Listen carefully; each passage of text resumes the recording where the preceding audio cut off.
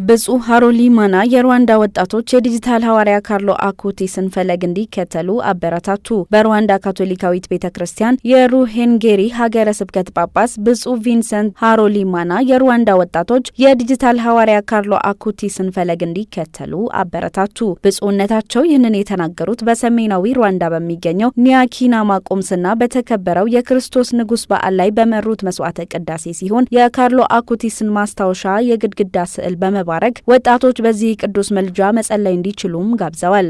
ወጣቶችም የካርሎ አኩቲስን አራያነት በመከተል ቅዱሳን ሊሆኑ ይችላሉ ያሉት ብፁዕ ሃሮሊ ማና ካርሎ አኩቲስ እንደ አውሮፓውያን አቆጣጠር ሴፕቴምበር 7 2025 በርዕሰ ሊቃነ ጳጳሳት ሌዮ 14ኛ ቅድስናው መታወጁን አስታውሰዋል። ይህ ወጣት ቅዱስ የዲጂታል ዓለም ሐዋርያ ነው። ይሁን እንጂ ለቅዱስ ቁርባንና ለቅድስት ድንግል ማርያም ባለው ፍቅርም ይታወቃል ብለዋል። ብፁዕ ሃሮሊ ማና ወጣት የካቶሊክ የመገናኛ ብዙሃን ባለሙያዎች የቅዱስ ካርሎ አኩቲስን ስራዎች እንዲመለከቱም አበረታተዋል። የሩዋንዳ ቤተክርስቲያን ወጣት የመገናኛ ብዙሃን ባለሙያዎችም ሙያዊ ክህሎታቸውንና የማህበራዊ መገናኛ ብዙሃን ብቃታቸውን ለወንጌል አገልግሎት እንደሚጠቀሙና ለብዙሃን እንደሚደርሱም ያላቸውን ተስፋ ገልጸዋል። መረጃው የኤሲያ አፍሪካ ነው።